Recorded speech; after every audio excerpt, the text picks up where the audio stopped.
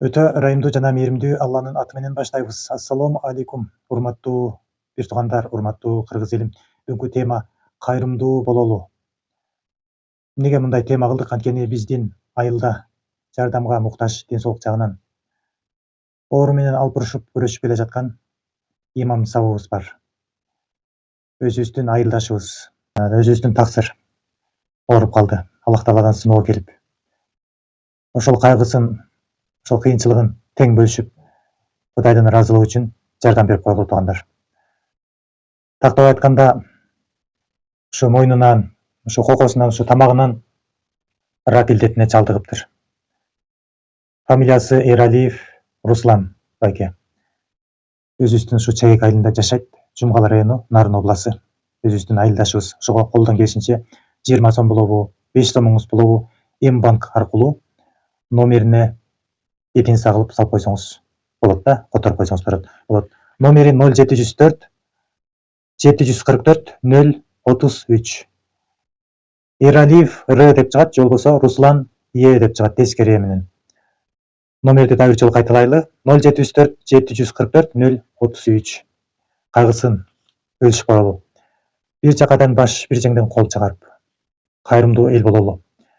Бул садака кылуу, бул жакшылык, баардык иштер бул садака болуп эсептелет да. Тилибиз менен болобу, сомуңуз менен болобу, сөзүбүз менен болобу, дуабыз менен болобу, айтор кимдин кандай мүмкүнчүлүгү бар, биз четте карап турбастан ушул кайрымдуулукка катышалуу туугандар. Сиз 5 сом берип атасызбы, 20 сом берип атасызбы? Сиз дагы мактана аласыз. Мен дагы кайрымдуулук иштерге активдүү катышып жатам деп. Көбүбүз уялат экенбиз да, кайрымдуулукка деген көбүрөөк акча бериш керек, анан эмне болмок эле деп. Сиз 10 сом берип койсоңуз, 20 сом берип койсоңуз, ал Аллахтын алдында кабыл болгон болсо, Аллах Тааланын ыраазычылыгы үчүн болсо, Аллах Таала аны көбөйтүп, эселеп көбөйтүп жазат да. Натыйжада сиз чоң акчаны берген инсан болуп акыретке иншалла кайткан болосуз да туугандар. Бул кайрымдуулук өзүбүз үчүн жакшы. Баардык эле аалымдар, даанышмандар айтышат, пайгамбарыбыз саллаллаху алейхи вассаламдын сөзүн айтышат, мирзөөгө адам киргенде бир эле нерсени суранат экен, бир 5 мүнөт убакыт суранат экен, ушул жалган дүйнөгө келүүнү.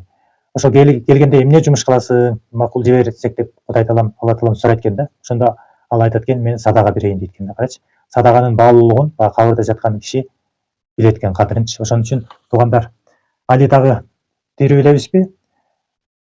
Аллага шүгүрбү? Акчабыз жок болсо дагы биз үйдөн дуа кылып туралы. Ушул видеого лайк басып коелу, башкаларга бөлүшүп коелу. Ошо бөлүшүп койгонуңуз өзү садака болот. Ушул өзү кайрымдуулук болот. Ушул өзү Кудайга жагарлык иш болот. Ушул видеону бөлүшөлү туугандар. Балким сиз бере албашыңыз мүмкүн да. Бирок садаканы кимге берүүнү билбестен кармап турган байлар болушу мүмкүн. Ошолор ушул видеону көрүп калыш керек да туугандар. Биздин айылдашыбыз болот. Мына ал өзү деле көп деле суранган жок, Кудайдан суранган киши. Биз күйүп бышып ушундай жардам берип коелу деп атабыз да. Бүгүн звонок кылдык, сүйлөштүк. Мындай WhatsApp группаларга чыгарыптыр да, бирок мындай чоң YouTube каналга жана башка жактарга чыга экен. Жок, чыга элек деди да. Анан чыгарып коелу, сиздин видеоңузду чыгарып десек, жок, жөн эле кой деп мындай жазганды да. Туугандар, ар бирибиз эле ошентип жазганбакпыз, уялмакпыз да. Чындап карай турган болсок, ал деле баягы көп жакшы эмес да, жашынып, мындай уялып отура бергенчи. Элди жардамга чакырыш керек да. Бири-бирибизге жардам берели. Мусулманчылык кылалы туугандар, кайрымдуулук кылалы. Садака кылалы. Садака балиядан кайтарат деген хадис бар. Алган колго караганда берген кол Алланын астында сүйкүмдүүрөөк деген сөз бар да. Садакадан байлык кемебейт, көбөйөт деген сөз бар. Бирок ушунун баары бир эле нерсеге келип такалат: жүрөгүбүздөгү ишенимибизге, иманыбызга, ниетибизге жараша. Ошого келип, ниетибизге келип такалат экенбиз да. Кудайдын ыраазычылыгы үчүн берели, эч кимге айтпайлы, туугандар. 10 сом болобу, 20 сом болобу, М-банк деген предложение бар, тиркеме бар, ошондон которуели. Жогоруда айткан номерге 0704 744 033. Өзүнүн видеосу дагы бар. Бир балдар тартып WhatsApp группаларга жайгаштырган. Азыр бул биз сүйлөп бүткөндөн кийин видеосун коюп коебуз туугандар.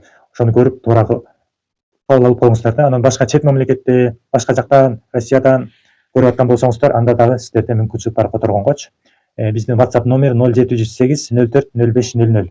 Биздин атыбызга которосузбу, балким же дагы бир башка жол барбы? Эгерде которууну кааласаңыз, биз аркылуу деле берсеңиз, биз ал бияктан алып, иншалла аракет кылып, бул Руслан таксырга которуп коебуз кайра. Балким сиз Америкада жүрүп угасызбы балким, ошондой учурда которуу жолдору бар да, ошолорду сурап билип, анан балким сиз деле жардам бере аласыз да, туугандар. Четте карап турбастан, рак илдети оңой олтоң оор эмес. Аллах Таала муну көтөрө алган пендесине берет да. Кээ бирөө шокко түшүп эле калып калмак. Бул таасир мечитке дагы келип жүрдү. Өткөндө Рамазан айында тарава намазга да келип жүрдү. Келип жүргөнүн көрүп аттым. Күндө эмес, эми кээде келип жүргөнүн көрдүм да. Бети шишип кеткен. Чындыгында түнкүсүн уйку жок дейт. Ушундай жакшы болбой атат да, акыбалы. Ошого жардам берип коелу, дуа кылып коелу туугандар. Бардыгы Аллах Тааламдын ыраазычылыгы үчүн, Кудай Тааламдын ыраазычылыгы үчүн чын жүрөктөн бере турган болсок, Аллах Таала биздин бул дүйнөдөгү байлыгыбызды эселетип берүүгө Аллах Таала даяр. Бирок качан берет? Аллах Таала сынап берет да, ошондо дагы. Балким эртең аласызбы, балким бир айдан кийинби. Ошого чейин сабырдуулук менен Аллах Тааладан кымдай да үмүт үзбөстөн Аллахтын кайрымын күтөлү да, туугандар.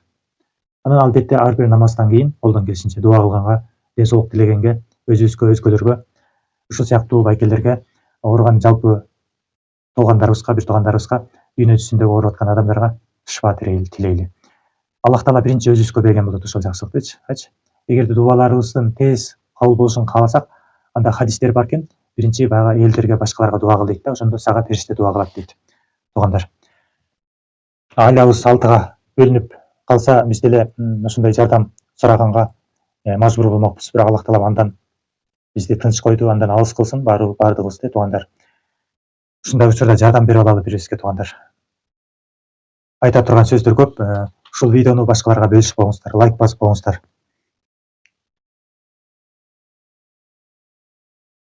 $20,000 керек экен.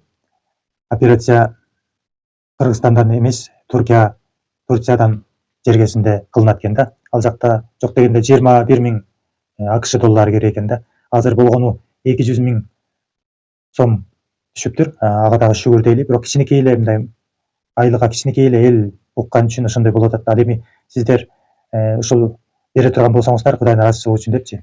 Ар бир адам бере аласыздар, колуңуздарда жок дегенде кантип 100 сом болбосун, кантип 50 сом болбосун, ошонун жарымын берип коюңуз, туугандар. Аллахтын ыраазычылыгы үчүн. Эч кимге айтпастан, көргөзбөстөн, мен бердим деп айтпастан, сиз дагы кайрымдуулукка катышкан болосуз да, туугандар. Буга чейин 2 жолу Кыргызстандан операция болгон, химиотерапия болгон 3 жолу.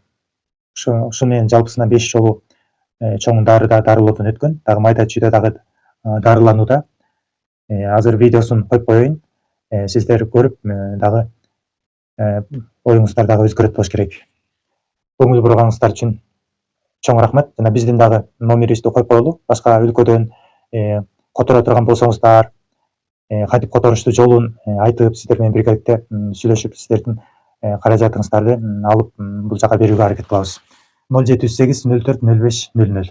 Ушул WhatsApp номер жана Telegram номер. Ассаламу алейкум. Кыргыз элим.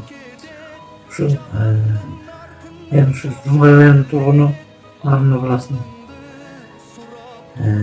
2018-ден бери ушул рак илдети менен ооруп келем. 2 жолу операция болгом Кыргызстандан. 3 жолу химиотерапия, торчевой терапия алдым. 2 жолу химия алдым. Эми мындайча айтканда Кыргызстандан алып жетпей калды. Эми бир Турциянын клиникасы менен сүйлөшүп, Турцияга барыш үчүн каражат керек экен. $20,000 тегерегинде. Ошону элден болмосунан көмөк сурайт элек да. Түнү менен ооруп уже оору катуулап бартып,